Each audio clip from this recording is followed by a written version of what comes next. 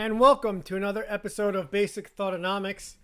I'm Chris Grosso, and for this episode, just a solo act, just me here by myself, kind of like how things were when the podcast first started. And I think I'm going to do some more of this going forward, just do some more solo stuff. I know I've had on some good guests, but I don't know. I feel like in some of those episodes, it was more interview style. It wasn't conversational. And that's what I wanted to start doing more going forward. I want to have the episodes be more conversational, and that's why I'm going to be more cognizant of the type of guest I have on. And I might try and get someone who has a personality similar to mine or has a sense of humor similar to mine. So going forward, that's the goal. I just want to start being myself more, and I think that's going to help the podcast grow. So that's where I start. Just a little side rant there about the future of the podcast. And for this episode, I'm going to touch on Yankees-Rays Game 5 last night, ALDS. And if you're a Yankee fan, you got to be disappointed. More just from the perspective that the bats didn't do anything. That's their bread and butter. That's where they have the stars, the best players on the team, and they came up short. There's no two ways around it. I think they needed to get to Glasnow, and they didn't do that. It was interesting. I know before the game, I was interested to see what the Rays were going to do with Glasnow, how they were going to utilize him, especially going on 2 days rest. And my first thought is Glasnow has the potential to be a high-end starting pitcher, to be that ace that could go 7-8 innings. I know that's not typical on the Rays roster, even though they have those guys who have that potential with him and Blake Snell and Charlie Morton to a certain extent. But yeah, I was surprised to see what they were going to do with Glasnow. I thought maybe he could go deep into this game. Maybe depending on how he's doing, if he was mowing down hitters, dominating, has a low pitch count, maybe they'd let him go deep into the game, even though it was only on 2 days rest.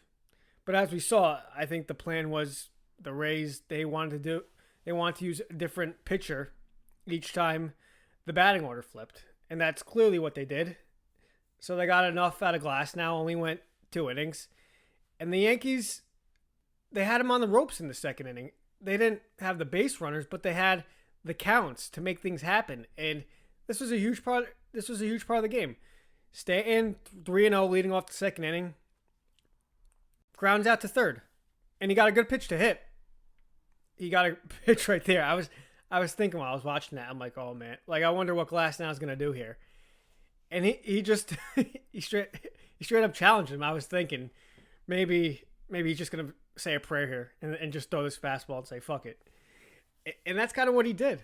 He threw a fastball right there. And Stanton, he took a chance. That's what happens in that spot. You swing 3-0, you better fucking hit it. And he grounded out right to third base. And later in the inning, Gleyber Torres has a 3-0 count and lifts a lazy fly ball to right field. And that was probably the Yankees' best chance to score.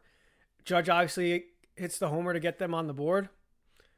But the Rays bullpen just showed off how good they are, for lack of a better term.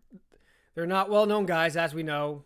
Nick Anderson, Fairbanks, Diego Castillo, but they fucking get the job done. If you're a Rays fan, who gives a shit how well they're known? They're some of the best relievers in the game. And so, while I'm criticizing the Yankees lineup a little bit, I think you also got to credit these Rays relievers and credit the Rays front office for finding these guys, for finding these diamonds in the rough, these guys who are not heralded coming out of high school or college. They're not high draft picks, especially Grosso. They were talking about that ad nauseum on the telecast a little bit. A little too much by Brian Anderson there, but I like him. I like him and Darling. They're a good group together. But this is what the Rays do. They, with limited resources, with a low payroll every year, they somehow just find these guys, these diamonds in the rough, like I'm saying. Whether it's in the lineup or in the bullpen, primarily the bullpen, because they're the team that uses the bullpen the most. Obviously, the opener we all know about. They're the innovators of that strategy. But yeah, these guys should start to get some notoriety and recognition, and hopefully they do. And I know it's probably going to be tough going forward with the coverage that baseball is going to get. I don't know. I listened to Mad Dog Grosso, and you made a great point on this. Obviously, baseball or MLB, the executives, they were clamoring for the Yankees to win this game last night. And obviously, ratings-wise, the Yankees are going to move the needle more than the Rays. The Yankees have the household names, whether it's Judge, LeMahieu, Voit, Torres, Chapman, Gerrit Cole. The casual fan knows the Yankees players. The casual fans do not know Willie Adames, Randy Arozarena, Austin Meadows, Joey Wendell. So that's going to be a tough spot for baseball there to really stand out and get the ratings, get eyeballs to the TV. So hopefully, I mean, I'm not a casual fan. I'm going to watch. I don't know how much, especially with football now. Going to have some games played during the week next week on Monday and Tuesday. So that's really going to put a crimp in MLB in the postseason series, more specifically the Rays Astros here. The Astros have some big names, but they're not moving the needle. The Yankees are one of the few franchises in the game that they get eyeballs to the TV. Obviously, we would have loved to have seen Yankees Astros. I think that was the series everyone was clamoring to see. But obviously, we're not going to get that. That just had a lot of juice to it, as Mad Dog would say, a lot of storylines there. Obviously, what's happened in the postseason with the Yankees and Astros, going back to 2017. And then last year, obviously, there was an investigation. There was no sign stealing done last year. But there was that. I mean, the Altuve home run, obviously. The speculation as to whether he was wearing a wire. I still think there's some skepticism, whether it's from baseball fans, Yankee fans on that. So I still think the animosity, even with 2017, with 2019, was still there. That would have been a great series with storylines ad nauseum. And even though it would have been in a neutral field, I still would have liked to have seen that. I was thinking, how great would that have been if we were in normal times and you had the Astros playing at Yankee Stadium, and just what a scene that would have been. Just the heckling, the harassment they would have got from the Yankee fans, from 48,000 there. 8 o'clock at night, sold out crowd, jammed to the last seat. That would have been a great scene. I would have liked to have seen what the reaction would have been like as well if the Yankees were at Minute Maid. Because I think the Astros fans were very defensive of all the criticism the team was getting. And it seems like I'm obviously not from Houston, but it seemed like the Astros fans were very defensive and very passionate about standing up for their team. So I would have liked to have seen maybe they do some heckling of their own if the Yankees went to Minute Maid. But obviously, either way, the Yankees didn't make it, and these games are being played at neutral sites. So that was just another storyline there I wanted to touch on. So hopefully the Rays, they get some recognition here. Good for them. Good for the franchise. Everyone loves the underdog story. Well, at least I love the underdog story. So we'll see what they do with the Astros. Like I said, I'll be watching. Don't know if the casual fan will be. But another thing I want to touch on is Gerrit Cole. And for the Yankees, obviously they paid a record for this guy, $324 million. And you pay $324 million to get dominance, specifically in the postseason. The Yankees make the postseason no matter what. And the Yankees didn't sign Gerrit Cole to make the postseason. They signed him to dominate and to come up big in these starts, specifically these elimination games. And statistically, he had a good outing, 5 1/3, 1 run. But you do not pay $324 million for 5 1/3 innings. And I know he was on 3 days rest. But this is a different year, obviously. They haven't been pitching for 6 months like they would in normal seasons. They've only been pitching for 2 months. And so I don't even consider the 3 days rest thing to be a factor. You get him to go out and give you 8 innings, 7 innings at least. That's what you pay that type of money for. And I know it might not have made a difference because the Yankees bats, they didn't do anything. They went down pretty weakly in most of these innings. They had a little rally against Fairbanks in one of the innings he pitched, but nothing came out of it. Diego Castillo just was lights out, put the finishing touches on it, strikes out Stanton with a slider like, I don't know what Stanton was looking at there. That's right down the FM plate. Strikes out Voit. That was a good strikeout to Voit. Good pitch. Tip your hat to Castillo there. And then Urshela hits a rocket, obviously. Tough luck. But, like I said, the Yankees lost, but you got to expect Gerrit Cole to go longer than that. And maybe it's just me having an old school mentality a little bit. I know managers, front offices like to shorten the game, like to get into their bullpen pretty quick, but this is not a guy you shorten the game with. You let him go. Because like I said, he's making stupid money. You fucking let him pitch. He's pitching a complete game there. He's got to pull a John Smoltz. Go 10 innings to get paid that kind of money. So that's thoughts on Cole. It'll be interesting offseason for Yankees fans. Who knows what they're going to do? They got a lot of free agents. A lot of guys that are going to be free agents. LeMahieu, Tanaka, Paxton. They'll also have Severino, Domingo Germán coming back. So you wonder how that will factor into the decision whether to go after to re-sign Tanaka or to re-sign Paxton.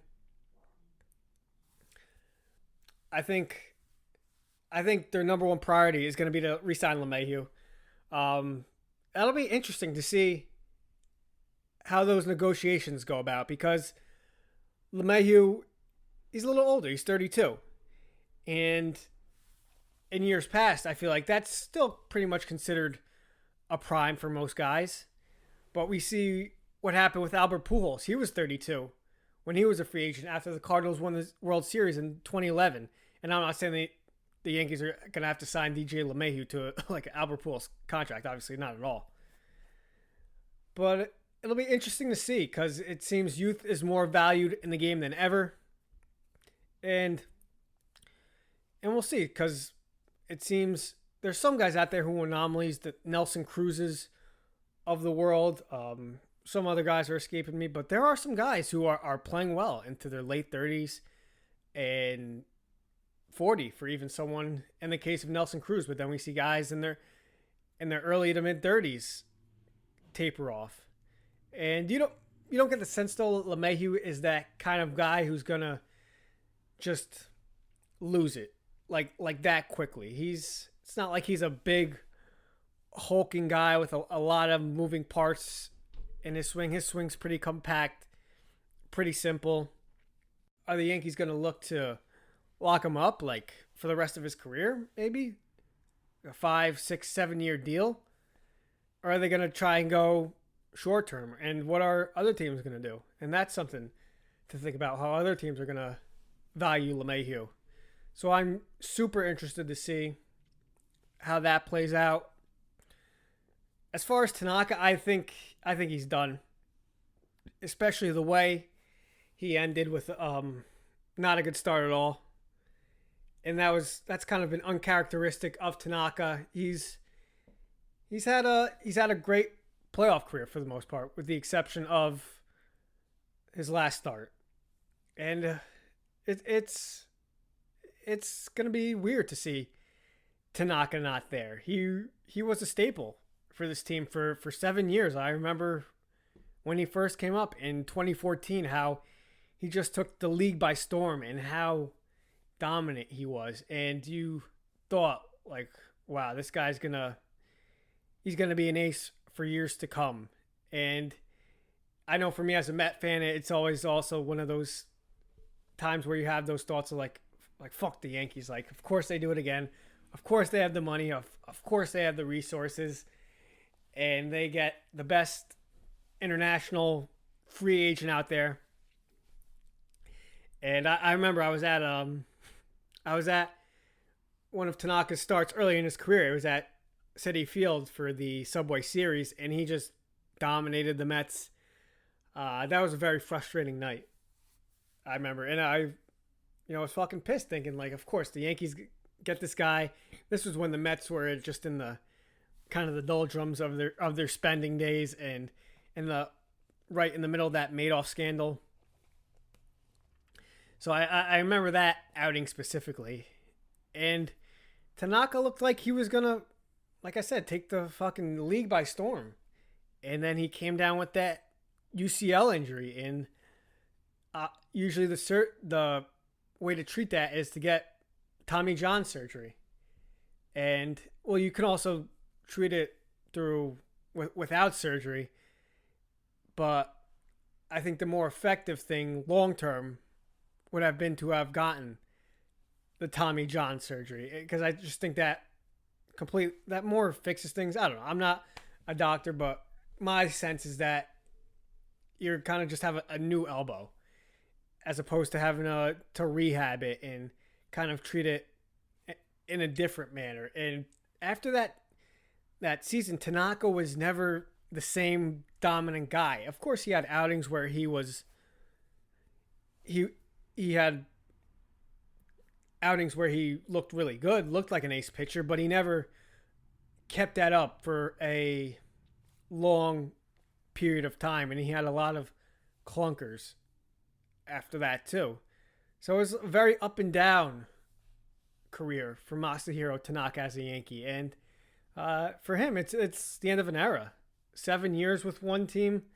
I'll be interested to see what his free agent market is like, how teams are evaluating how much they would spend on him, how many years they would go with him.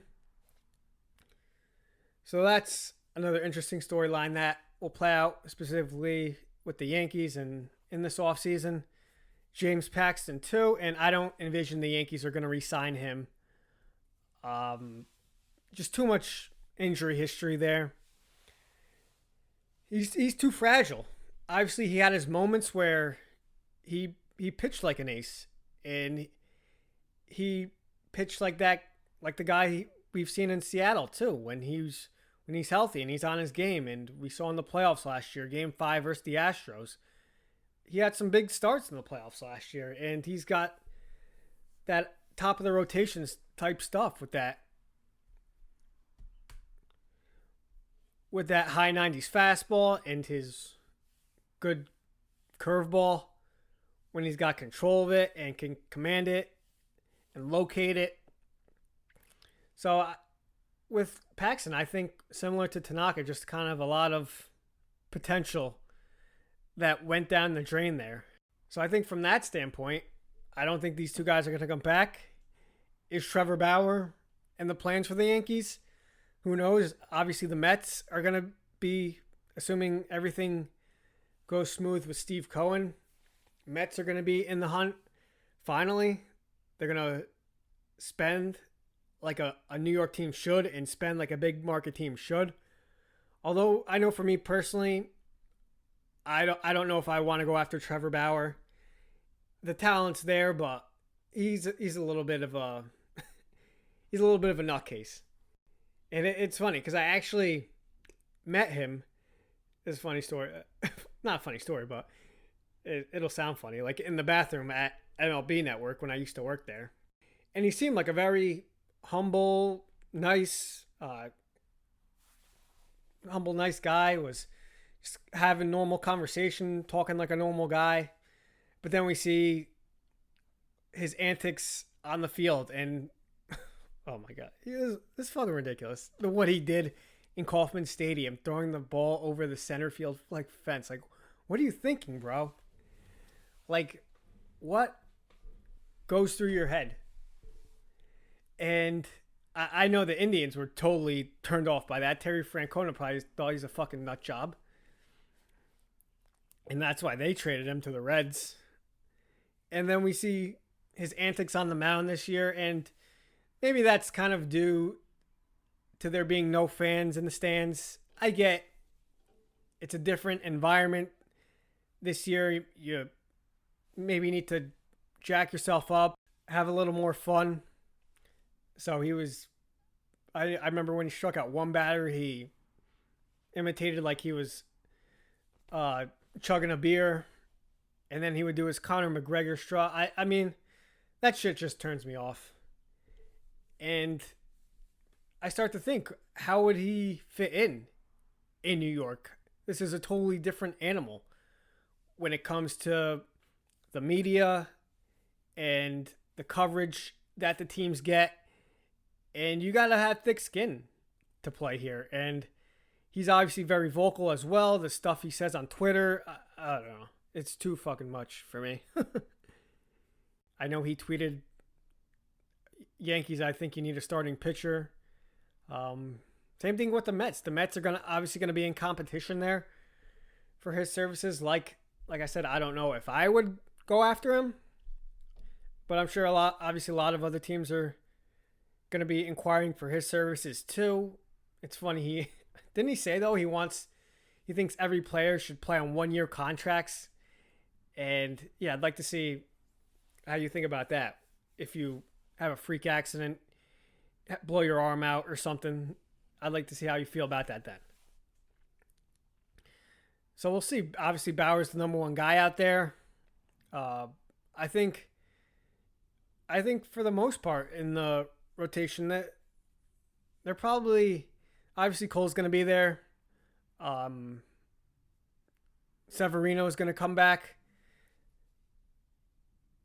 I think Herman's going to be a part of the plans. And then you got guys like Clark Schmidt, Davey Garcia, Michael King. So I don't know how deep into the starting pitching market the Yankees are going to go. So I'm not sure who the other free agent pitchers are off the top of my head right now. I know obviously Bauer's probably looked at as the prize of the free agent class as far as pitchers go. So from a rotation standpoint, I think they got most of their parts there. Bullpen wise, to be honest, I'm not sure who the big free agents are, but I don't envision the Yankees doing much. I mean, Chapman's still going to be your closer. Britton's still under contract. Green, Ottavino, and then you got Tommy Kahnle coming. Well, actually, I don't know. He got Tommy John surgery, so he might miss all of next year, given it starts on time and everything. I'm sure the Yankees will pick some guys up, but I think for the most part, they pretty much have their core too in the bullpen. I think Kenley Jansen's going to be available this winter, but he's just not the same guy he was 4 or 5 years ago. His velocity's way down. He's not overpowering hitters. He's not deceiving hitters. We saw in the division series versus the Padres, he couldn't even get the save in one of his outings. Nearly gave up the tying run. So, as far as relief pitchers go, I'm going to be honest, I'm not sure who's at the top of the class. Lineup-wise, as far as hitters go, Springer and Realmuto are the class of the hitters. And Maybe I just thought about it. Maybe Yankees make a run at Realmuto. We saw how Sanchez has been disastrous more the last 2 years, more so this year, obviously. And 147 is just not going to get it done, just flat out. That's unacceptable. I know he hit into tough luck, but it's not like his batting average was 200 hitting into tough luck. I think that'd be a different story. He still hit 147, and maybe he had some better at bats late in the season, but for the most part, he was just lost. He just wasn't putting together good at bats. He just didn't look comfortable at the plate. Was going out of the strike zone a lot. So as far as Sanchez goes, it's something to think about. Maybe the Yankees do go after Realmuto, and he didn't have a good conclusion to the season. I think when the season first started, well, he was killing it, Realmuto, when the season first started, but he did not play well down the stretch at all. He's still young, which you like, 29. He's probably the most athletic catcher in the game, one of, if not the most athletic. Is great defensively. So, yeah, I'm not sure what the Yankees' plans are. Maybe they keep Higgy around.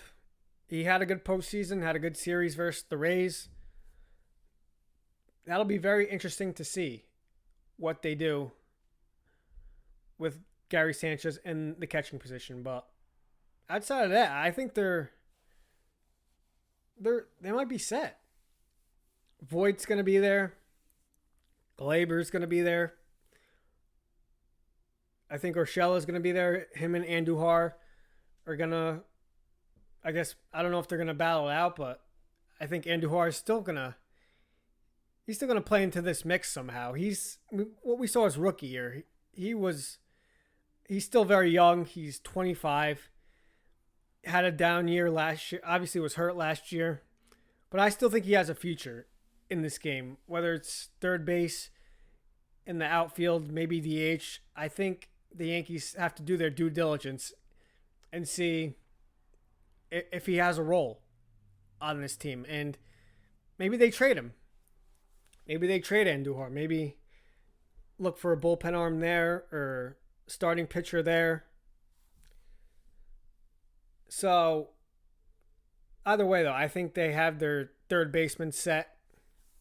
Hicks, Stanton, Judge aren't going anywhere.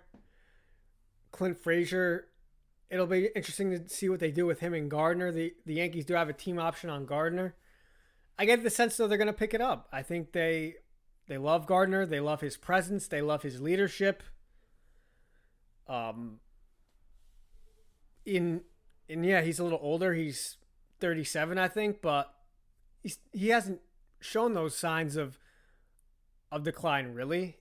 He maybe not be as fast as he once was. He's not going to be that guy who steals a lot of bases, but he's still a very valuable player in the game, and I'm sure the Yankees realize that, and they realize how valuable he is to this team from a leadership aspect. Was the only guy from the 2009 team still on the team. He actually came up in 2008, so he played in the old Yankee Stadium.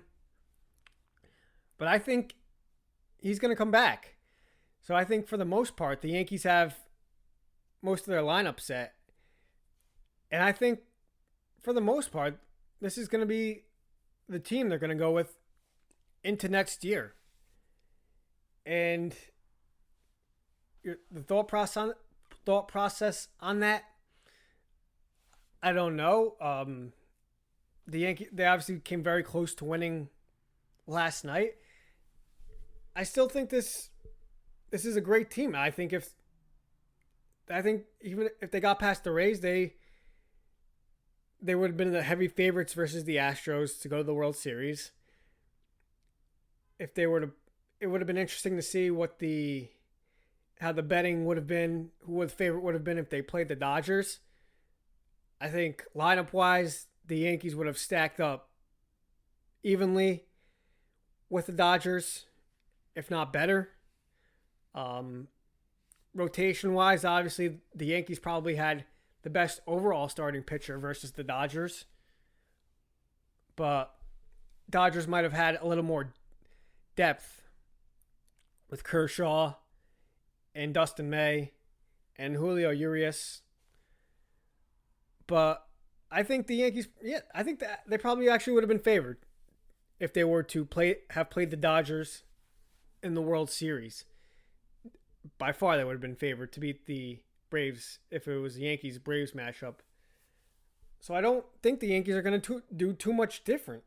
I think they have a great team, and maybe, obviously, Chapman has played a key role in their losses these last 2 years. But Chapman, he's still a great pitcher. He still has that high upside stuff. I thought he was going to go downhill a little bit after 2016, the way the Cubs just abused him in that World Series. But he's came back and he's looked just as good as that pitcher in those years when he probably more towards the middle of his career in 2015, 2016. He might not throw 103, 104 anymore, but that doesn't mean he's not one of the best relief pitchers in the game and can be a great relief pitcher. So I think the Yankees are going to come back with pretty much the same team for the most part. Obviously, a very disappointing exit here. You talk a lot about the difference in payroll versus the Yankees and Rays. The gap in star power with the Yankees and Rays, and the lack of the difference in resources between the Yankees and Rays. I know the Rays were the best team in the American League, 40-20, but I still think this has got to sting. This has got to hurt when you're the Yankees and you have 27 World Series. And it's been a while, obviously, since number 27 back in 2009. Yankee fans are not accustomed to going this long without a World Series. This is very uncharacteristic in Yankee history.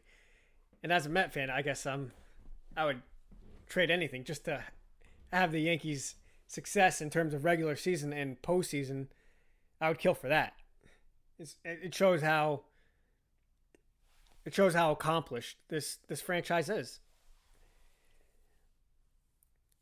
So it's going to be a long offseason for Yankees fans.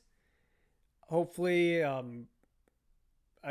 hopefully we get baseball on time next year. Hopefully next year will be a normal season. And we will play 162. And fans will be in the ballparks. And we'll just have that part of normalcy back in our lives. And that's what I'm hoping. Hope we can have a playoffs next year where it's all normal again. It's played in the home team's park. And that's what I'm craving. I'm hoping happens in the worst way. So that'll do it for this episode here of Basic Thoughtonomics. Hope you guys enjoyed it. If you listened, really enjoyed doing this. Like I said, it's been a while since I did a solo act here. So, just hope everyone has a great rest of the week and take care.